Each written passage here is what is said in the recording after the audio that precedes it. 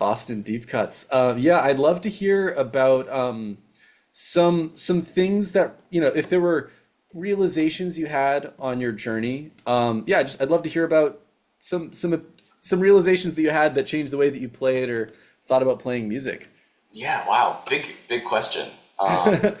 We could start with No, yeah, that's it good. just be one thing or yeah, Yeah, as it's deep as you good. want to I go. mean, so I think I started playing guitar pretty late in the grand scheme of things. I started playing probably when I was 14 or 15, I want to say. And but I had been playing electric bass and drums before then, and was really into rock and like metal and all kinds of stuff. And picked up the guitar because I really liked writing songs, and I found out you could play in drop D and just like write chords with one finger, basically. Um, and slowly got more and more into jazz and more into I had a great teacher in high school who sort of pointed me in the direction of musicians like Pat Martino and Wes Montgomery and like more straight ahead guitar players. Yo, sick. Kirsten also started late. Um, but yeah, so I got really into jazz music and went to college for it. Obviously, like I said, same school as Cole.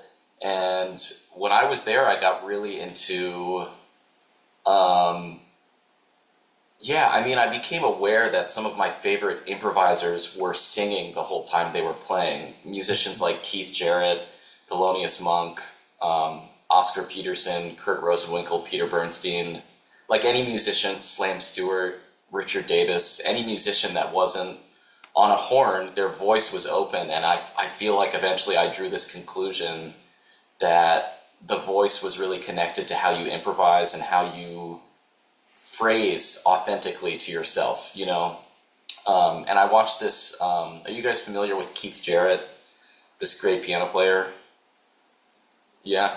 So there's a great documentary about him and his life and career called The Art of Improvisation. And I remember watching this movie early in college and hearing him talk about singing while he's playing, being this like involuntary mechanism when he's improvising. That's sort of like, you know, he didn't call it like the spirit moving through him, but it was like he recognized it as this byproduct of a psychological process of being in the moment and improvising with all the information he has. So when you listen to Keith Jarrett, you hear the singing like first because it's so abrasive and out of tune and doesn't really make any sense.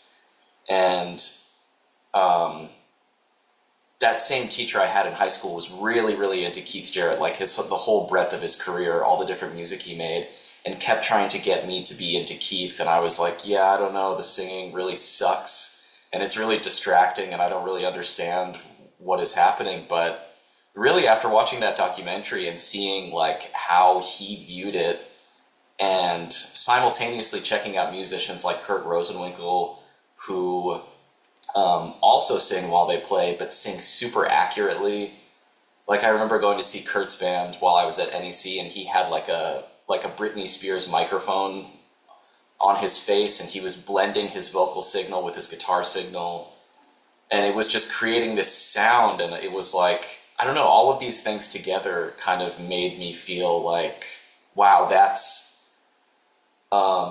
a path to developing a personal improvising language and a personal way of phrasing, you know, because saxophone players don't have to deal with it, trumpet players don't have to deal with it, singers don't have to deal with it because they're dealing with breath all the time already. There's nothing in between them and like what their body and their mind is actually trying to say musically. So pretty early on at NEC, I just started singing all the time while I played, and I just kept doing it and kept doing it and like embraced it as like a real tenet of my practice and performance practice.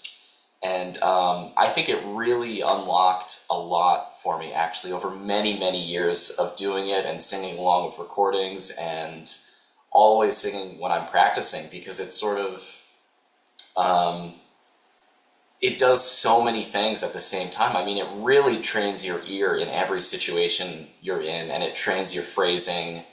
And these things together are like the most most important things when you're playing music with other people and when you're performing professionally in different contexts. So I would say that that's definitely like big epiphany moment in my life. I remember seeing Peter Bernstein around that same time. You guys hip to Peter Bernstein? He's a guitar player, really really killing. I remember seeing him play a solo gig, and he was playing, and it was like it was this like guttural barking sound he was making while he was playing, but it was so beautiful. Like the stuff he was playing was so authentic, and yeah. Oh, we've got a comment here. Peter Bernstein is a student of Jim Hall. That is something that he was spoken. Thank you.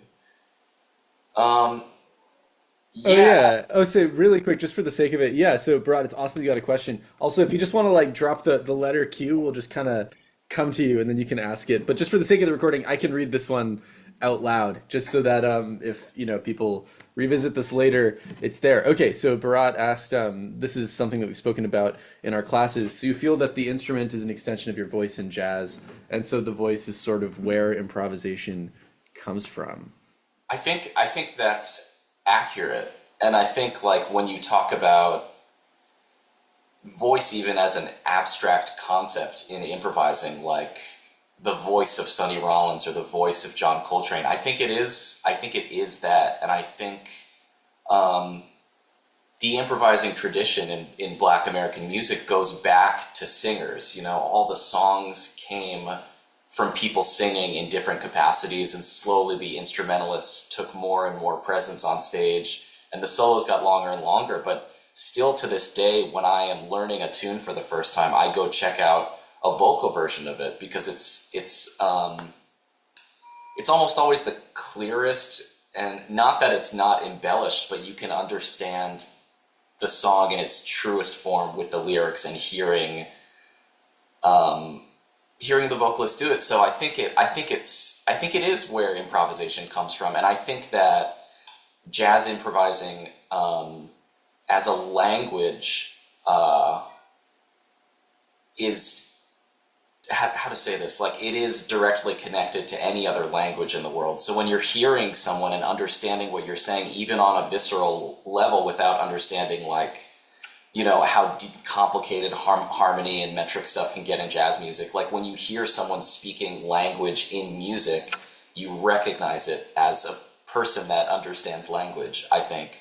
So these things I feel are really intrinsically connected, and when I hear improvisers I love, it's like they're speaking. Even if it's an incredibly complicated, dense idea, it's still the thing that is always first and foremost in my listening, critical listening, is the phrasing and the language and the spaces and like antecedent and consequent phrases and how they develop an idea over many paragraphs of speaking.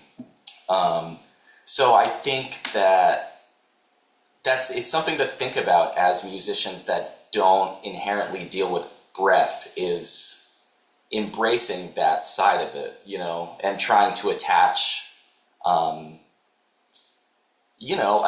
your hands to your breath and your voice, because there's a lot of difference, and I feel like especially with guitar and piano, like you hear people, I don't know how to put it, kind of rambling or playing very guitaristic or very pianistic sort of things, where it's like